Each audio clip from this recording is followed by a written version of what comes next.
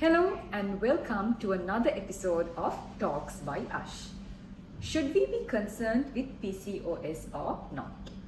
PCOS and PCOD are hormonal related issues, and most women face some sort of a hormonal imbalance in their lives. So it is a given and it is common to ask ourselves whether we need to be concerned with conditions like PCOS or not.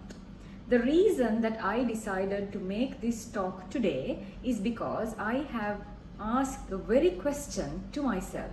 Growing up as women, one thing we notice among our niche, our friends and family is that we talk about the cramps, the struggles and the physical challenges we face during the time of the month, right?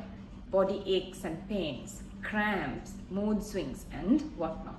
So it is common to expect a woman to have a stronger pain threshold because we are under this impression that these type of physical pain is a part of life. But what happens when you consider the cramps and pain as a part of life is that we sometimes overlook the more complicated hormonal issues and we think that even those are normal and even those are just a part of life. Growing up, I accepted all the irregularities, the unusually long cycles to be just a part of life. I wasn't that concerned, I wasn't much bothered about it. I just thought this would all just go away. But I later realized that all of these were a reason for an underlying hormonal issue. So bringing us back to our question, should we be concerned with PCOS or not? My answer is yes and no. Why don't we need to be concerned? If you are a person who has an active and a healthy lifestyle, you know what sort of foods that you should eat, what sort of nutrients that your body needs, and you tend to be active every day, in and out.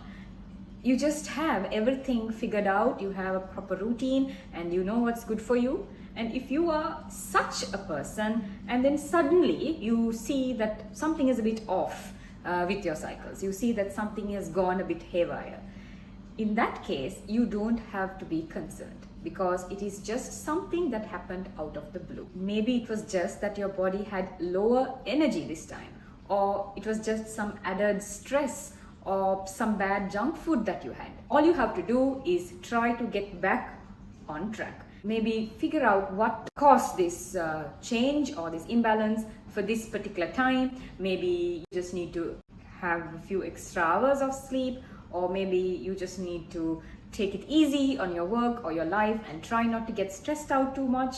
Or maybe if you've been binge eating or having some sort of a junk, maybe you just need to have more healthy food and try to get back on track, which is easy and achievable things which you can do and you can bring your life back on track.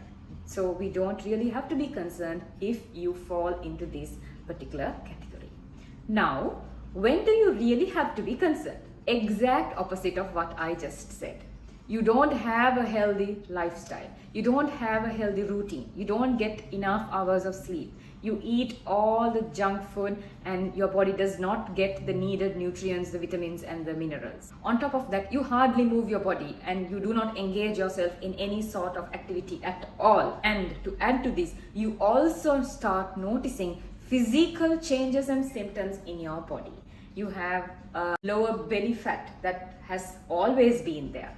You notice excessive body hair, dark patches on the skin, weak metabolism, bad gut health, weight gain or the inability to lose weight, acne patches, excessive hair fall and more.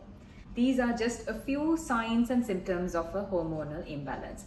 If you do find yourself going through any one of these or facing any one of these in your day-to-day life, then it is time for you to be concerned. You really need to take control of your life.